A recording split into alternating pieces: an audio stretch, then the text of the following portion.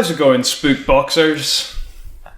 Awesome. Is that a question or just the introduction? Can I do that? I think only Dav can get away with that. The radio personality. That's me. Yeah. How's it going, SpookBox? This week we're looking at the First Purge, released in 2018, directed by Jared McMurray, the director of 2017 frat drama Burning Sands. Awesome.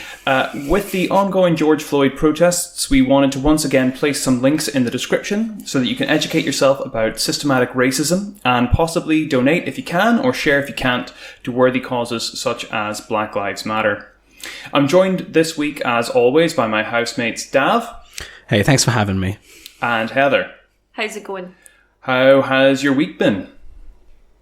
Right, I am a bit weighed down by all of the racism in the world, and that's a lot of racism to be weighed down by. I think the thing is that if I can just be clear, I have started trying to be actively anti-racist and challenging racists whenever I come upon them. And after doing that for a mere 48 hours, I feel very depressed. But if I can just say, if you look at that circumstance and then think about what people of colour and black people have to put up with every single day of their lives, it's no wonder they're fed up.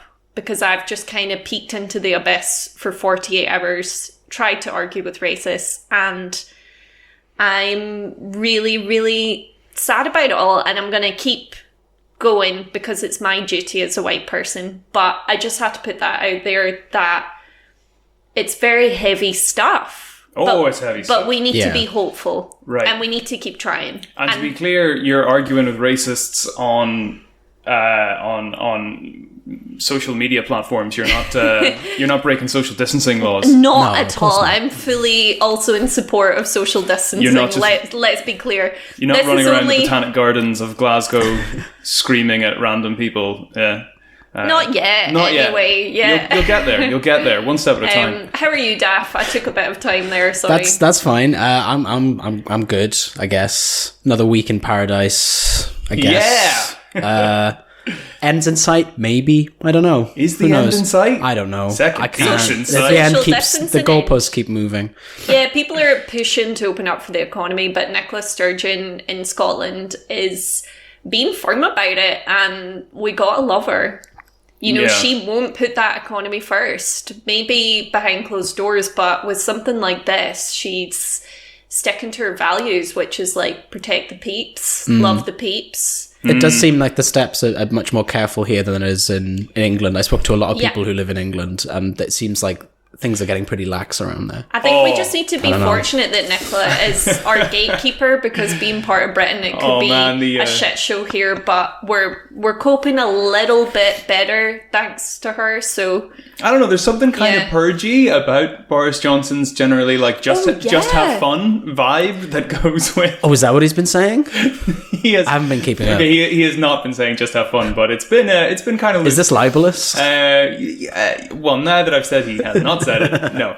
And I'll make it what's the other one? I'll make it slanderous. I'll write it in the comments. Have we got those two mixed up? I don't know. What's libel and slander? Anyway, I don't know. No, but different podcasts. He was saying something. Slander is vocally, like said in person, and libel is written. Now that we have that cleared up, because I think that was the most important thing about this podcast, I think we should move on to a plot summary. To be clear, when we're talking about the First Purge this week, I'm also going to be kind of talking about the Purge franchise as a whole, because I think that the kind of general idea is repeated so many times in the 4 films and if I can just say, across the whole franchise, we almost get a full character.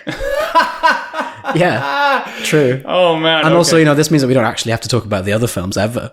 Oh, right. So it's good. Yeah, we never we never have to discuss the other films. It's like when you set fire to weeds and clear an area. That's what we're going to do now. We're hinting at first impressions, but we'll get to those after a quick plot summary. Okay, so the First Purge is the 4th Purge film, but functions as a prequel to the rest of the series.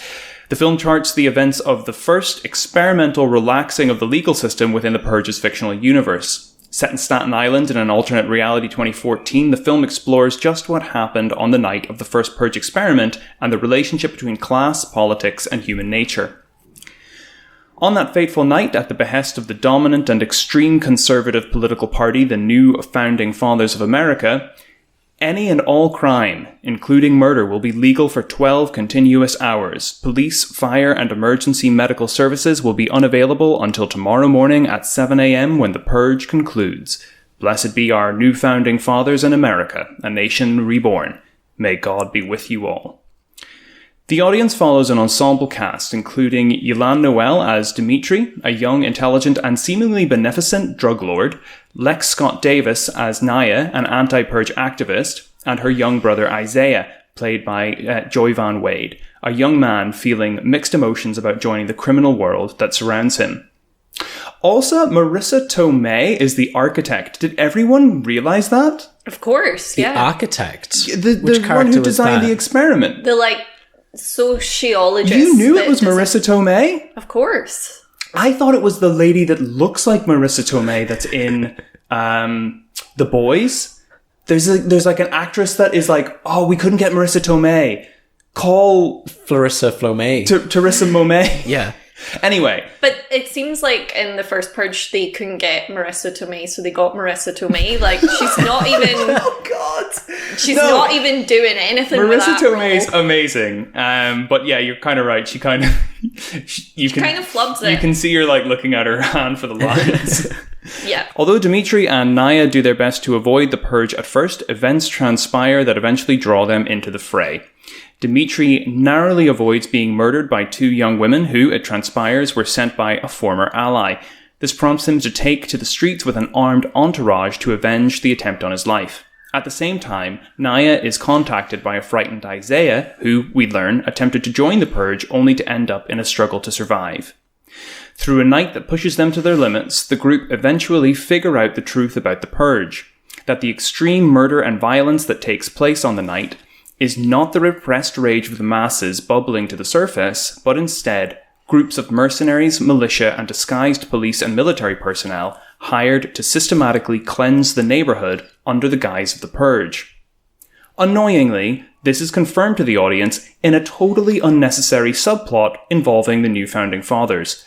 Show, don't tell, purge. Show, don't tell.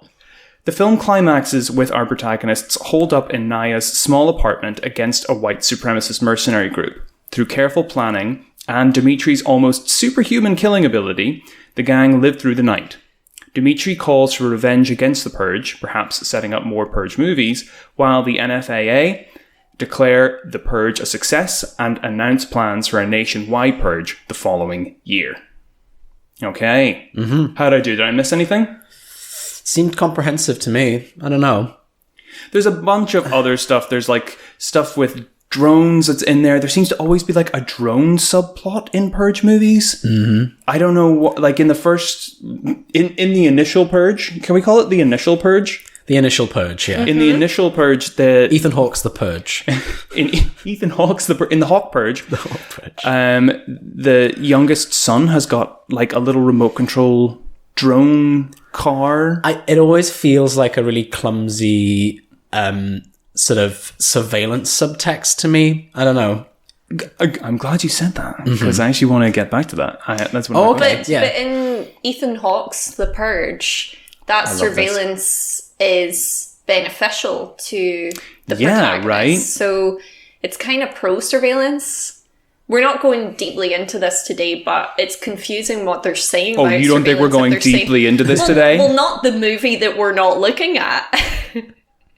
Ethan Hawke's The Purge? Yeah. I don't know. Maybe we need to duke it out at some point to know which one we're really talking about. It's the first film in the franchise. It is relevant. The initial Purge. The initial Purge. I wonder if it has something to do with representation in general. I think. Do you want to know my theory? Go on then. The Blumhouse guy. Jason Blum, sorry. He's Blumhouse. Is that the production company? Yep. Mm-hmm. Yeah. They saw Toy Story as a Wayne. They found that weird baby, hybrid Sid's creature that he makes in his room. Shit scary.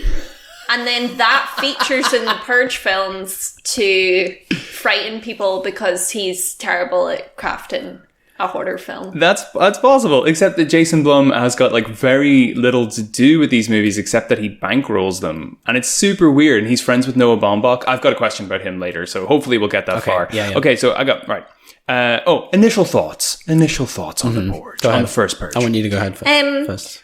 I feel like the parallels with our society are pretty tight in a lot of ways, and you just have to look at the comment section on the trailer today to see so many people being like, oh my god, is anyone here, like in 2020, is anyone here?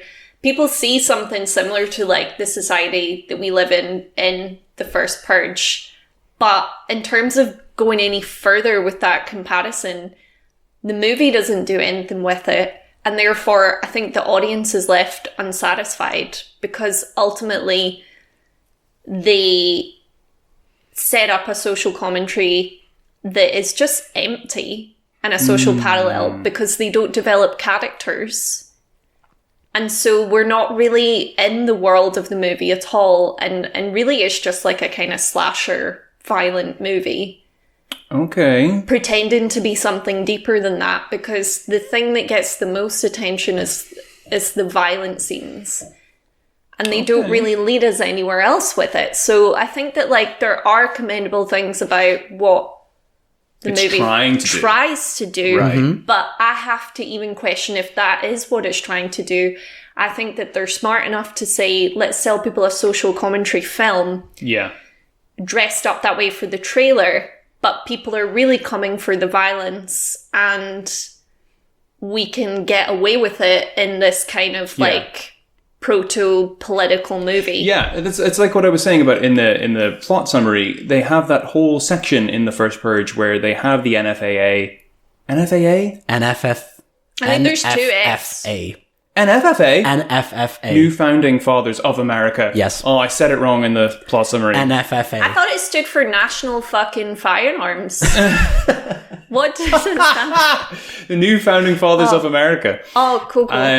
No, although apparently, interestingly, I think a small detail in the movie is that the NRA helped fund the first experiment. Right? Because the NRA are involved in National it. I thought, Rifle Association. in the film. I thought you were going to say the NRA No. funded the film. No, it's not that interesting. That would be great. No.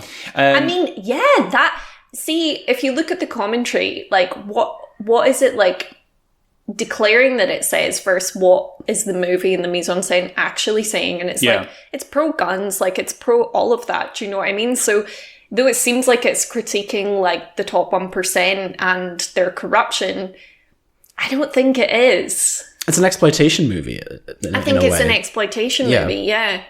Okay, that's really interesting, and I do agree. In a kind of roundabout fashion, I'm maybe a little bit more sympathetic, but the main thing that really bothered me about the film was that subplot, and how they made it explicit to the audience that it was, that there were these plants in the Purge instead of just letting the characters figure that out themselves. So it was. I just think that they told us. So what do you think that did then? Well, I think it shows that the film is more committed to the concept than they are to, as you're saying, than they are to characters. And there's a strange, I almost want to call it like the Blumhouse aesthetic. Like there's a strange kind of emptiness or hollowness to the films where you feel like the characters are disposable. And I don't know, it's weird, and it is definitely like a exploitation type thing. But it's like, I don't know, there's something about it that I can't help but find kind of interesting. But isn't there something disturbing about the fact that they set up this critique of like a culture where the most vulnerable people are disposable, and then through their movie they enact that disposability on characters of that representation? Like they just repeat it, basically. Yeah, no, totally. I've got way more to say on that, way more to ask on that. But Dav, first impressions? First impressions, I think you've kind of nailed it, Heather. It's not a good movie. I thought I'm not really a fan of the performances, like, at all across the board. Okay. You talking about showing and not telling. There's one instance in the film where the film almost shows us, without telling us, there's a scene at the very beginning when people are being sort of offered this cash incentive to participate in the purge. And there's this woman who being offered money, or being offered a check or something, or signing something. And she goes, "Great, I need the money." I say, yeah, we know. Like we had like a minute conversation before this point. We know that you need the money. Oh God. So it's full of moments like that. I can't help but think of every single scene as being people talking in a room, or people expositioning in a room. It really it's plot driven instead of being character driven. It's like, we just need to move people to these locations for these plot points. We don't really give a shit about what happens in between. I think the film, talking about exploitation movies, I think it does try to have a similar kind of catharsis in the third act, when Dimitri's basically sort of becomes Superman, taken down. Yeah, he becomes Die Hard, basically. Yeah. But like Die Hard 5, not Die Hard 1. It tries to have that cathartic moment where everyone realizes exactly what's going on and everyone enacts revenge. Yeah. But it just sort of feels really numbing. I don't know. It just feels really numbing and overly violent, perhaps. There's that one scene, I think, redeeming scene, where Dimitri comes face to face with someone in a blackface mask. Yes. Which I think was actually quite well done. If a little on the nose. Yeah. But ultimately, I stopped paying attention maybe 10 minutes. Spike Lee can sometimes be a little on the nose. Yeah. This was inside the nose. This was a cancer that has bored onto someone's face. True. This was, subtlety is not this film's strong point. But I was kind of okay with that. Like, I feel like there are 10 films living inside the First Purge that I want to see. Yeah. And, you were right. Like, there's definitely like a Steven Soderbergh. Have I said that? Steven Soderbergh? What do you mean? The guy that directed Contagion and yeah. There's a Steven Soderbergh type movie in here where there are just lots of scenes of people talking in a room, except they talk fancy talk. Mm-hmm. That alludes to things other than just exactly what's happening and what is visible within the mise en scène. What I would say as well. Sorry, you finish your point. But I think that there's another movie in there. There would be an amazing raid style movie. Where, like, why is it not just a Raid movie? Have you guys seen The Raid? No. Oh, it's What's the deal with The Raid? So I think it's, I think it's an Indonesian. Okay. Possibly have got the wrong place there and feel really dumb about that now. I am just an idiot though, so that's fine. But it's a martial arts movie set in a large tower, like high-rise building where police need to bust a drug lord and he lives on the top floor. Yeah. So they have to work their way up through this building, and it's kind of making like subtle allusions to things like the Chongqing mansions within China, but it is just an incredible, like, physical martial arts movie. And I feel like all the stuff that Dimitri does at the end is so insane and over the top that I really just wanted to see a movie about, like, a successful black businessman. Why did they make him a drug dealer? That is just being beset by white supremacists and just takes them down. I mean, that would have been a really fun cathartic movie, but maybe that's too much catharsis. I don't know. You had one more thing to say, right? Yeah, well, I couldn't divorce it really from you saying that it's sort of people in the comment section for the trailer saying that it does resonate with what's going on in 2020. I can't really divorce this film from when it was made, which would have been, I guess, 2017, 2018, which is the time of the Charlottesville alt-right rallies. Trump was in power. This is the first the first Purge film that we're getting during the Trump term. Yeah. A time when his racist rhetoric was sort of what's the word? Popular. Validating for people who were racists. Oh, yeah, yeah. It was like enabled. It validated, in a sort of public sector. And there's also the famous footage turned meme of Richard Spencer, the alt-right figure. Richard Spencer being punched. Oh, yeah. So I think that runs through this film in ways of asking whether violence is a valid reaction to white supremacy, to racism. I think it's asking that question. But maybe doing it in a kind of... in a sort of cack-handed, yeah, beef-headed way. Yeah, I can't help but avoid it. I can't divorce it from that time. I think this film is... Also, it just feels like the director read a book. Because it feels like a film of... It feels like he's still... I can't remember not the director, the writer. I can't remember his name. I keep wanting to call him Mac DeMarco, but it's not his name.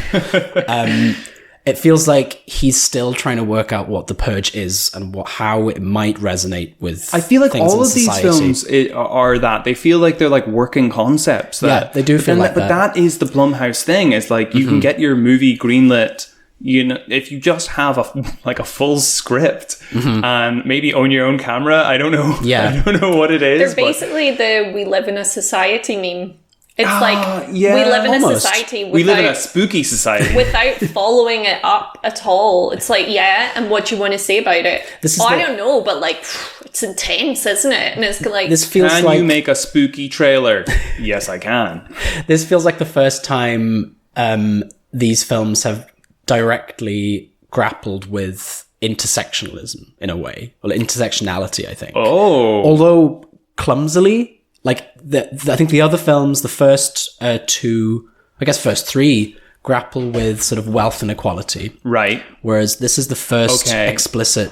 There are two black characters, but they have radically different views on the world. Yeah, okay. yeah, Okay, that's true. that's actually kind of and it does sort of interesting. I hadn't grapple thought with of it the that way. realities of people growing up in impoverished communities. Like, Dimitri is a drug lord, you know? He does that out of necessity, in a sense. The first, like, the Purge, the Ethan Hawke Purge is set in the suburbs, and it's, like, a very white location. But, yeah, I think this one is attempting to look deeper at intersectionality, at the communities that America abandons and doesn't fund and doesn't support. And so there's like an attempt there. Yeah. But does the execution stand up, you know? No. Probably not. I don't know. Maybe we'll talk about it. What do we reckon? Yeah, so I mean, the first kind of serious question that I had, the first major serious question I had was just, you know, is this a film that's meant to be taken seriously? And, you know... I don't know. It certainly takes itself quite seriously. Okay. I think. I don't think it is meant to be taken seriously, actually. Like, I think that a lot of the horror shots where antagonists are wearing masks and they're kind of campy or, like, extreme. Like, in this film, there's the sort of, like, face-suckery looking masks that the militia that are sent in wear. Yeah, that was a weird one. Right? Like, there's a lot of these shots that are just, like, trailer bait. There's a lot of trailer bait There's in this movie. a lot, and if you, like, did an analysis of the movie and how many shots are, like, trailer bait, then you'd maybe get a reflection on whether this movie wants to be taken seriously or whether it just wants to be tantalizing. And I think it just wants to be exciting and Well, do you think there's tantalizing. anything to gain from us taking it seriously? I mean, even from the initial conversation that we're having, I can't help but feel that even if the film isn't saying anything itself, it's getting us to talk about a lot of interesting stuff, you know? Yeah. And so, you know, maybe there's some obvious merit in that, right? I mean... Yeah, like... It's opening the conversation and kind of I think cack-handed was a great way of putting it, but it's opening the conversation. I think it's like how often do you get films of this kind of popularity that, quite frankly, have more than one black experience in it? Mm-hmm. Yeah, that's an interesting point. So I mean, it's something that I was wondering about, and my question is then: so the film tries to portray, you know, black people. But it does so in distinct ways.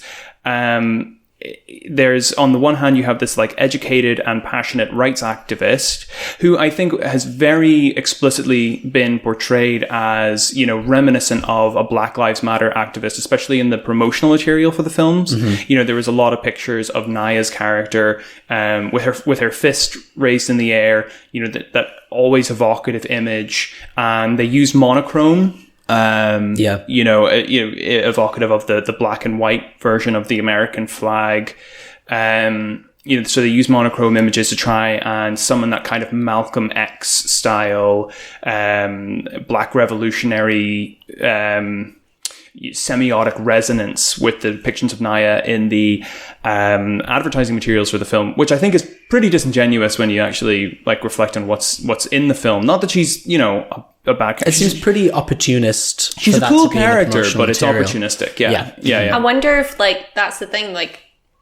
Is it attempting to portray black culture, or is it just a very narrow group of stereotypes about black culture? So, it's not for us to say, but I do worry about that. Yeah, totally. On the other hand, though, you have this, this powerful drug lord, Dimitri's character, who seems to have a kind of benevolence to him, but I think that might just be the performance. I think in the hands of a less capable actor, he maybe would have come off quite sinister. Mm-hmm. But he seems to be kind of weirdly nice. I don't know. I mean, for a drug dealer, he's not a drug dealer. He's a drug lord. Yeah, he's like a kingpin. Mm-hmm. And then finally, you have the character of Freddie, played by Steve Harris, who's the shop owner. He's kind of this caring community leader. He's the guy that says, we're not the three wise men at our best day. We're the three stooges. Mm-hmm. And so you have this kind of intersectionality of performances. However, all of the characters, and then and above that, you also have Asian characters, Hispanic characters. There is a kind of a spectrum of persons of color. All of these characters, I think, because of the Staten Island setting, are all portrayed as working class. They're they're all portrayed as under the thumb of the domineering white NFAA. NFFA. Yeah. Why can't I say that? I think I just don't want it to be as weird as it is. NFFA. It's really, it's every single person of color, every black person is a victim in a sense, even when they're actively fighting against that victimization, and that's a bit of a problem, I think. Yeah, and it's less the case in the Hawk Purge. In Hawk Purge, there is a rich black family involved at the end, and they're part of the, I think it's a multiracial family. I don't think there's a entirely black family in that movie. Yeah, we didn't pay much attention to these movies, but. Okay, my question is actually pretty simple, and it's just this, should films try to portray the world as we want to see it, or should they be trying to reflect the world that we live in? I think that these films are so extreme in a sense that they seem like an exaggerated version of the world that we live in, but actually, I would go as far as to say that the world that we live in is in a sense worse, rather than there being 12 hours of this kind of violence and discrimination.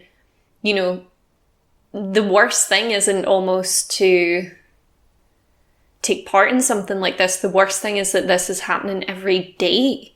And I think that the worry with these films is that they appear as an exaggeration and almost distract from how bad the situation and really they seem is. like a future society, right? It's a dystopia. It's a future society. Oh, we could get there without having any kind of a lot of discussion around them. It's a dystopia of America, as opposed to being said, actually, it's a concentrated version of what actually happens, if you see what I mean. People see it as on a timeline, and it's we could get to something like that. Mm-hmm. Whereas I see it as more on a parallel timeline with the America that we have. Right. And it's a concentration in a sense. But, the thing that worries me is that it is saying something about society, but what it's saying is we've not got there yet. And so it can make people think, okay, maybe we still got time, things aren't that bad, and it could actually denature current political action. So I'm curious, the people who are commenting on this trailer, what was the general consensus with them? Was this a feeling of, oh shit, we're here? Or, oh no, if something doesn't happen soon, we could get here? What was the general vibe? So people commenting this week were very much oh wow, we're here now. But obviously this film came out, 2 years ago, and I think that everything that's happening right now is so new, but really the release of the film and the intentions of the film are to say, oh, this is a dystopia, if you see what I mean. I disagree. I don't think that the sort of guiding force behind this film was that this is a dystopia, this is the worst case scenario. I think there are a lot of analogies in the film, I think, that do draw parallels to, granted, concentrated versions, like the idea that people can get a cash incentive to take part in the purge, and the only people taking part in the purge being working class people who need the money. No, I think it's full of like current parallels, but I think that the way that they set it up is that there's a timeline of events, and with our like real society that it's drawing parallels with, we're further back on the timeline than the world of the Purge movies.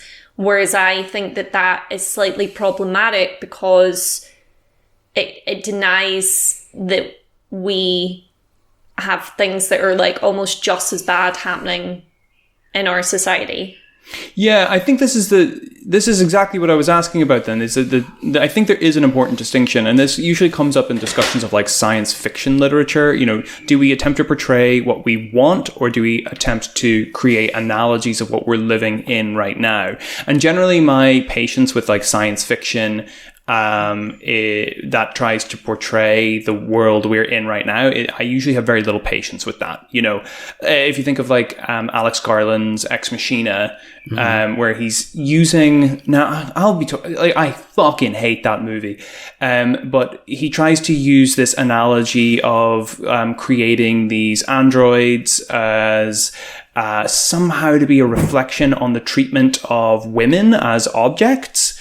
And that's like the big reveal is like, there were no robots. It's actually about women. And it's like, oh, fuck off. Like, I think what you don't like about that movie is that we're shown this like singular genius who made the tech, and you're like, so bullshit, dumb. So many people would have worked on it. But ultimately, like, he could represent just like the head of a corporation, and his ideas have like filtered down into the creation of the tech. So I think there's kind of some cool stuff in that movie. But no, it's dumb. The movie sucks. But it's like, it sucks because it's like, it's not saying anything about the future. It's reflecting on now and trying to like use the future as a means of reflecting on now. And I hate that so much. And do you think that's what the Purge movies are doing? Well, this is what I'm trying. I'm trying to figure this out. I think that's what they're doing. I think they're trying to talk about our society now by using this, this analogical form or allegorical form. And it's like, well, why do that when you could just do what Spike Lee did at the end of BlacKkKlansman, where he got really fucked off that he had kind of accidentally built this allegorical fiction, and then just to make sure that people got the message without fucking telling anybody, he stuck 15 minutes of documentary footage at the end, or maybe it's actually only like 5 minutes. Yeah. And just saying, hey, in case you missed it, like, I'm going to make an explicit link now. Yeah. So like, I think that's the thing that I was really upset about with the films. Because I had heard so much about how these films are like powerful allegories. I was expecting it to be more explicitly connected, but there seem to be all these weird themes that don't get developed, like the drones. I was going to get to this. So I do think that it isn't so much that the existence of drones in this particular movie, and I can't speak to the other movies because it seems like the writer has a different idea of what things represent in each of his movies. It seems like he hasn't really decided yet. It seems like in this movie, he's still figuring it out. It seems like in this movie, it isn't so much to do about drones or warfare, more about surveillance and the representation of information and distribution of information. Yeah. Because we do see Skeletor, the one who does the first purge, the one who first kills someone during the purge. That footage being played on because of the contact lenses. Because of the contact lenses. Oh my god, they abandoned that theme. like halfway through the movie, nobody's wearing the contact lenses anymore. Yeah, they bail on it. I They think. just bail. They hard bail on that. They do an Irish exit. Well, so it seems like at the very least, what happens is that there is this thematic fascination with the way the purge violence is represented in the media. That is, and then they sort of abandon it. it's I guess, fabricated, right? And it almost the narrative that the media creates further instills the violence that they've created.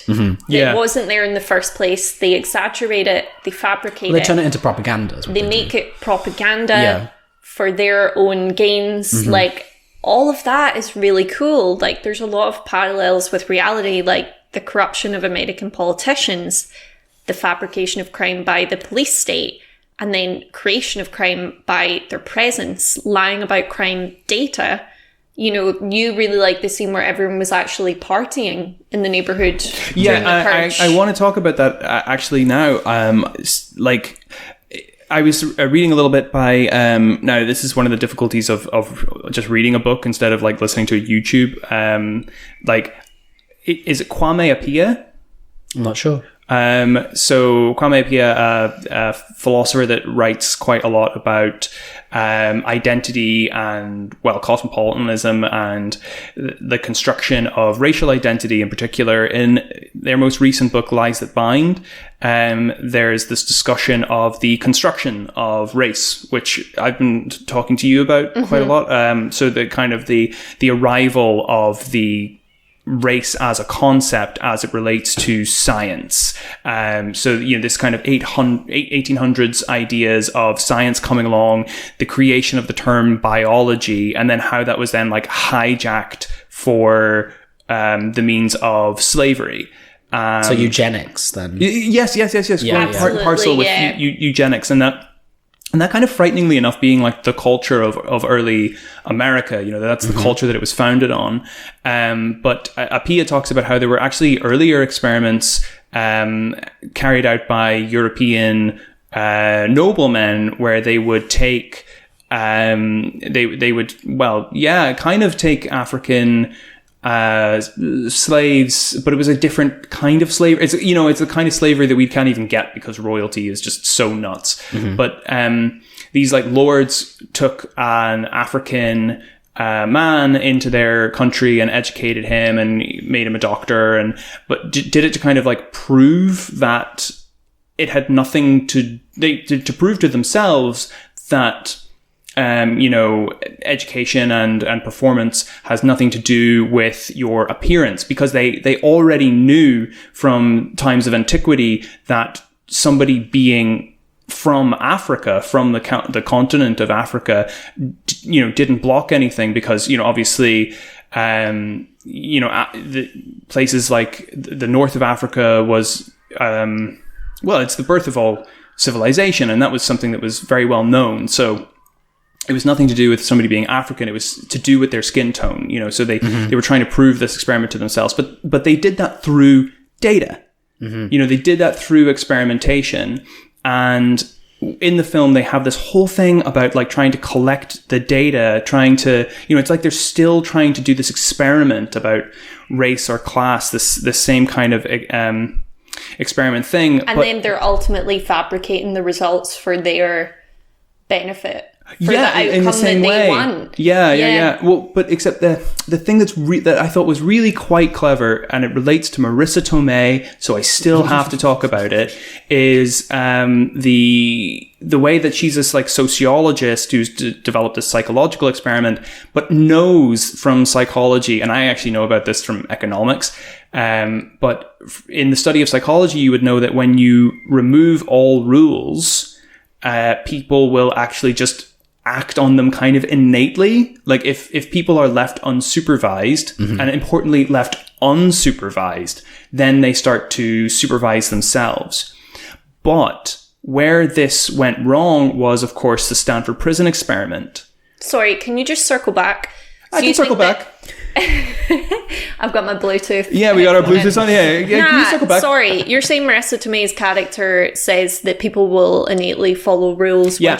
No, she actually says in the movie, well, at first she says the purge isn't political, it's psychological. Yeah. And then she says human nature does not obey the laws of politics. Yeah. So she's saying it doesn't obey laws. Politics, it does obey law, it obeys morality. Like, we have kind of innate moralities that are drawn up through, natural contract or social contract. We do fall in an order kind of innately, and then people can exploit those orders. That's what philosophy and psychology and sociology would tell us anyway. I disagree with that. And I think that her character is like really confusing because she basically says that like everything is apolitical. No. She's saying her experiment is apolitical in the context of the film, that because she's been hired by the NFFA to do this experiment, and she's like, look, you're not going to get any big results. What's going to happen is there's going to be an initial spike of violence, and then that's going to die down as the night goes on. That's what she's expecting. And then, like halfway through the movie, she's like, what is going on? Why is there so much violence? This doesn't match up with what the statistics tell us should happen. I need to investigate this. And that's when she finds out that the NFFA are colluding with mercenaries and militia groups and stuff. That they've hired people to strategically destroy the group. That's why she is killed by the NFFA, because they figure out that she's ratted on them, or that she would be able to rat on them and prove that the purge is all a construction. It's just really weird to me that a woman that has a doctorate doesn't understand that, like, being hired by the NFFA isn't political. She's like, no, my boss and their, intentions for my work to be carried out in the organization they represent. No. That won't muddy my research at all. Yeah. Like, it's really weird that this, like, sharp suit wearing woman doesn't understand the politics of an organization and how it'll, like, affect the thing that they're choosing to study, and like B, the outcome. Like, I mean, dude, it happens. What kind of scientist are you in? Do you know what I mean? I didn't realize that CinemaSins was at this table. Yeah, no, I just hated that character. Like, I find it so confusing. Well, a lot of science is privately funded, and if it's not privately funded, then, universities actually receive funding from really shady areas a lot of the time. I think if maybe her character had been, like, suspicious of the whole thing from the beginning, rather than just being like... If the film was written better, it would be better. What? I've been in comment sections too much. To be fair, isn't she kind of... She doesn't really do all that much talking for a lot of the film until she has this realization. Is that correct? Yeah. I'm trying to remember if maybe she's being led by a lot of people, and then there's one turning point where she realizes what's happening. I think when I see somebody with a doctorate in a film, I just like choose to listen to them over everybody else, even though it's a fake doctorate. Me. It's like she's so oblivious, and then in the 11th hour, she's like, "Oh, oopsies!" Like, that's kind of strange. I don't know, but maybe. I mean, that kind of is the legacy of science. Yeah. Being adopted by the military. Like, yeah, like, even Oppenheimer, right up until the bomb went off, was kind of going, it's going to be okay, right? Am I a bad guy? Like, again, the David Mitchell and Robert Webb sketch about Dr. Death. So no one's learned from history in these movies. Like, that's... In these movies? Yeah. No one's learned from history. Full stop. Oh, yeah. But I'm saying that's another parallel with our society, is that the people in these movies don't learn from history. Yeah, I wanted to say, though, about that whole thing of, like, the difference between one experiment, which is sometimes called the Oktoberfest Experiment, where beer was given out for free and people thought that there would be chaos, but there wasn't chaos. Actually, everything was just kind of fine because human beings can behave themselves. Versus the Stanford Prison Experiment is basically people act like savages when they're being told that they're being watched. I don't know. Have you guys seen that film, Compliance? Mm-hmm. Yeah. Yeah. So it's like... So if, people do if it's unthinkable being things. like ordained by like a higher force, then they'll be a savage because it's being like held up by a system kind of thing. Yeah, exactly. Yeah. And so I feel like... So basically abolish the police. No! Because if you put this system in place it's only going to excuse savage behavior, but people will just behave themselves. Yeah, I feel like police the police. I don't know, like have strict. I think that's abolish the police. Like that's the thing about, or at least defund, I guess. I don't know. No, that would make private police. I do. Oh God, you're totally right. Right, that's what people are saying. Don't defund them. Like abolish it completely. Private police would be really scary. Yeah, I don't know. Redacted. Yeah, I think heavily police the police, which is kind of what already is happening. But also, like, I think increased transparency in the policing of the police, so that people are aware of how police are being policed. You know, like that the recent changes where Boris Johnson has put more police on the streets. Actually, it's a paper pushing exercise. He's taking people that previously were doing work on cybercrime and putting them on the streets where they're not going to be effective officers. There isn't really extra money being pushed around, you know, and so all of that kind of stuff isn't being made transparent. You know, hiring practices within the United States of America, they're not being made transparent enough. You know, I think we feel so distanced from our police instead of understanding that the police are, you know, extensions of our society and our civilization. And unfortunately, I think a lot of that comes from the inherent kind of tribalization of the police within the police force. You know, and there are sociological studies of this, that people within a police force or people that are tasked with guarding prisons, that they kind of enter into like gentlemen's bonds with each other. Where they end up working for one another instead of working for any kind of greater good. Oh my God, can I just say that my dad has like a consistent enemy, and it's one of his neighbours, and he's an ex-police chief, and he thinks that the man is like psychologically unhinged and like really weird. Like they have this whole standoff with like who parks their car or wherever. And whenever my dad leaves, is your dad a main character in a sitcom? Yeah, whenever my dad leaves or like my mum leaves, one of them will like rat on the guy and be like, oh my God, he's just moved his car into our spot, like that kind of thing. But my dad's deeply suspicious of him. Yeah, it would probably be someone that's like, the police, there's no problem with the police, but I think that like there's something about the way that it makes human beings behave, like the police as a system, that we should be talking about. Like, you know, he's a narc deep down. The way that you talk about the Stanford prison experiment is that, you know, a lot of the like brutality that happens, like particularly in the American police system, is enabled by that system and the rules of it. So I think that like we need to start thinking about not the individual officers in a sense, but the system.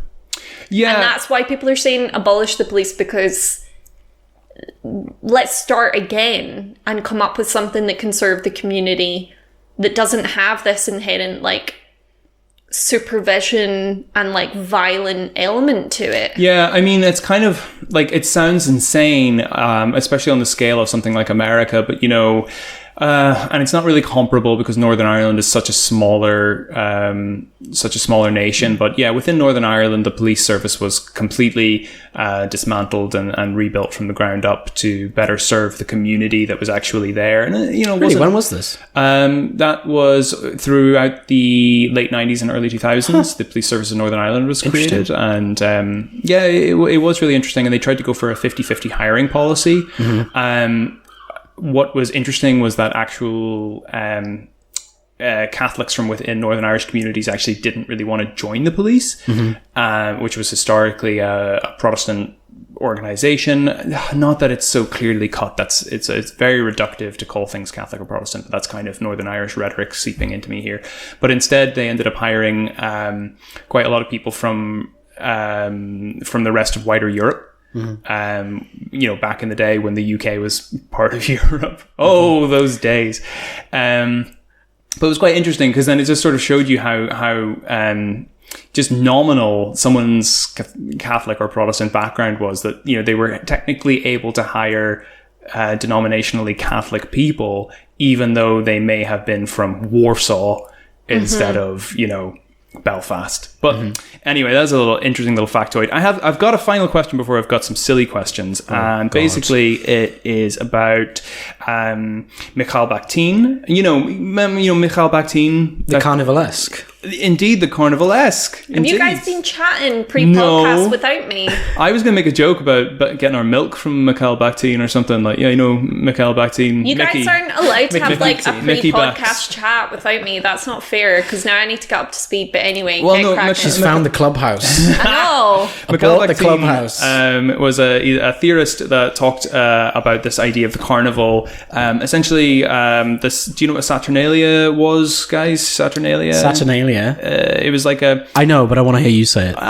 It was like a Roman festival in which basically rules were suspended. What do you call it? The Feast of Fools, or whatever it was called. Exactly. Yeah. It was kind of like a bacchanal, but the Roman version is a Saturnalia.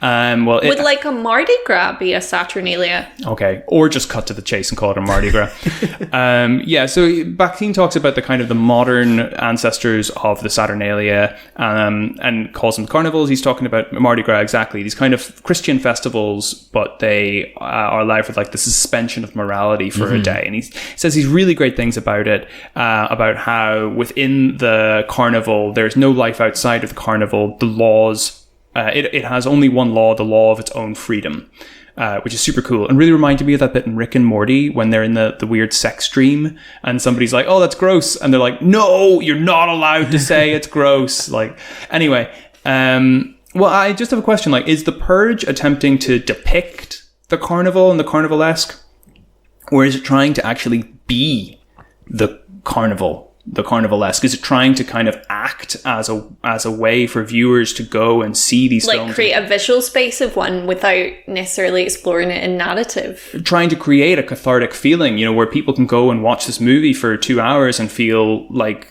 this is what it would be like if rules were suspended. This is... And in a way then reaffirms the rules because it says...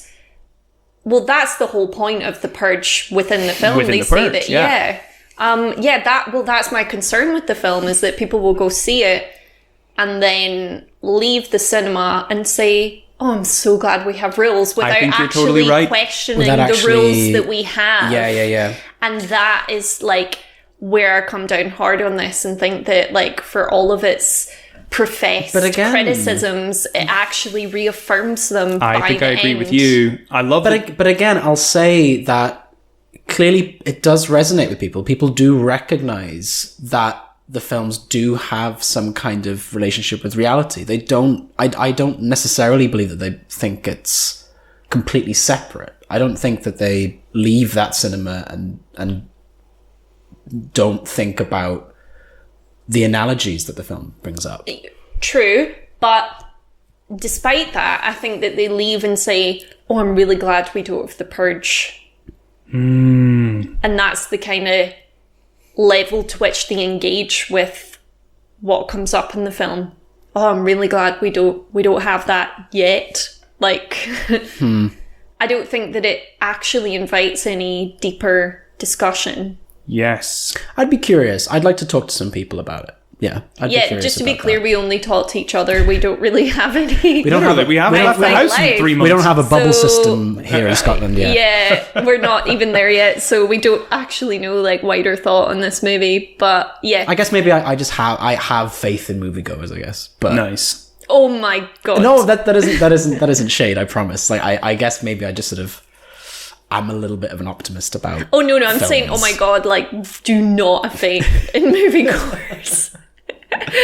That's risky business. Yeah, I think that there's a certain like I don't know. It's lacking a certain amount of nuance. I think to really fulfill a role. I think I totally agree with you, Heather. I think that the people are going to leave the cinema feeling like, whoo, thank God we have police or something. I don't know. Yeah. Defund the Purge. Okay, so I've got a couple of dumb questions. Get to the sillies. First silly question: would you purge? No, I would be gone. I would be gone so early if there was a purge. I would be. You're just one of the guys in the myself. street. I'm just like a body, you know. And they have these panning shots in the film where you just see somebody wearing a mask that's like stabbing the shit out of somebody on the ground. Yeah. You'd just be daft, just like forlornly waving from the ground. Like, I'll martyr myself if need be. I don't know. I don't have the money to afford Ethan Hawke's fancy security house in the first. Although, as it turns out, not a very secure fancy security house at the very beginning. such at a the first film. plot. Wait, hold on a second. Are these movies trying to be like zombie movies, basically? And the whole fun of They couldn't it and the afford the conversation that people have after is like, oh, would you purge? What would you do if there was a purge? Totally. As opposed to think it actually began that way, talking yeah. about the conditions that led to it. For example, in a zombie movie, like talking about the, like, I don't know, weird experiments of the society and the parallel with ours. You're skirting around the issue. Would you purge? I feel like we've got a yes coming here. No. I'm trying to think about what I would do because I've honestly not thought about it, but... I know exactly what I would do. What? PETA from the Hunger Games.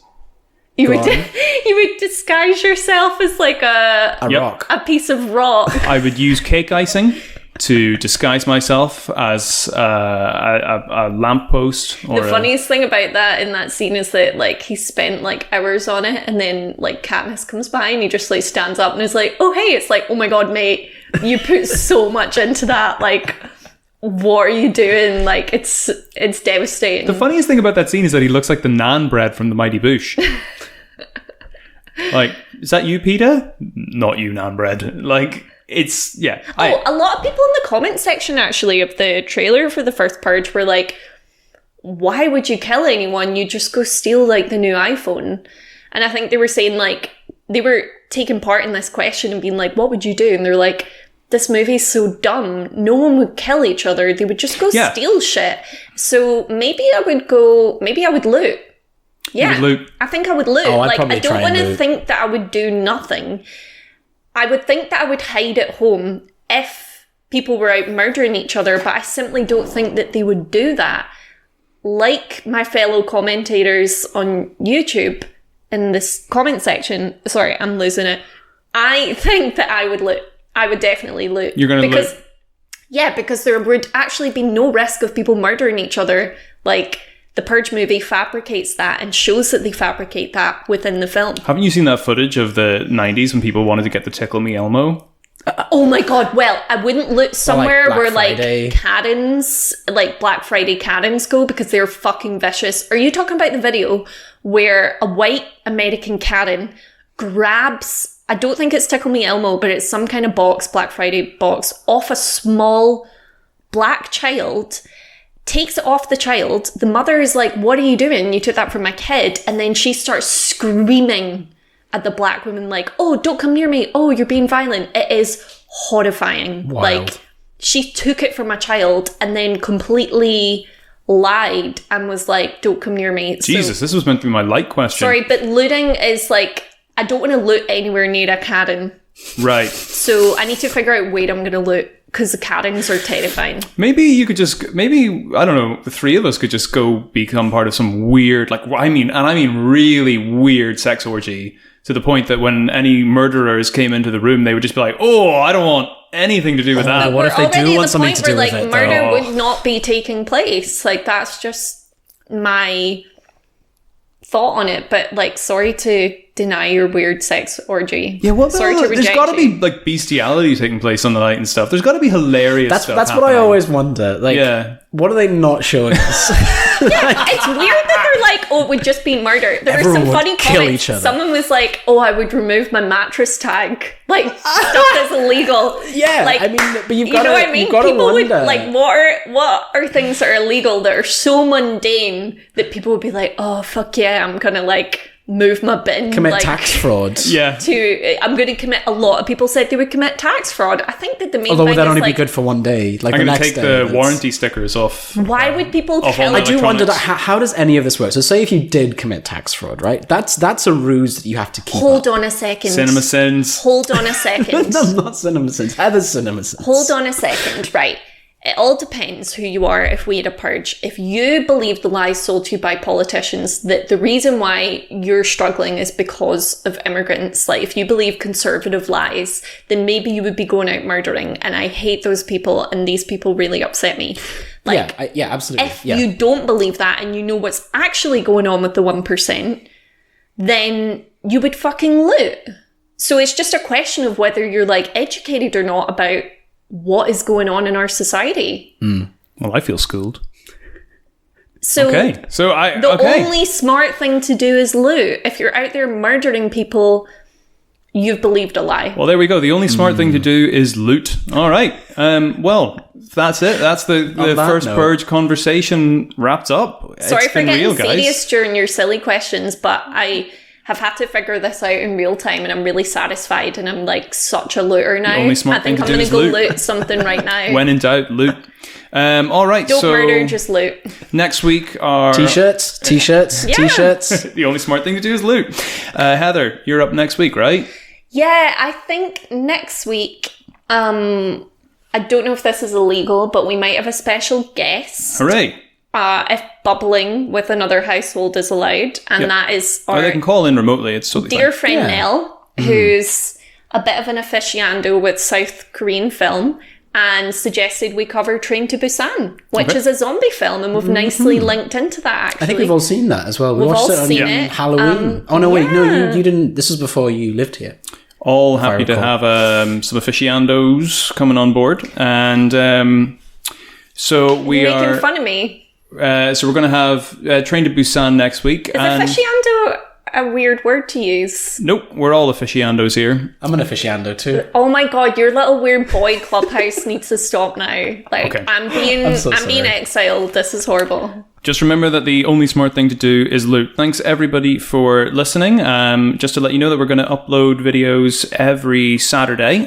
Secretly, they actually come out on Fridays, but officially every Saturday. But everyone's at home doing nothing, so you're going to find it on the Friday. So you have no excuse to not listen, to like, to try and subscribe to the channel, and hopefully tell all your friends about it. If you are listening, we appreciate it so much, and we look forward to making more content for you next week. Oh my god, one more thing. If you want to comment suggestions of movies for us to cover, that's a good idea. And if you also want to comment suggestions of things that we could do, like question sections or ways that we could structure this, we're just really happy to do that.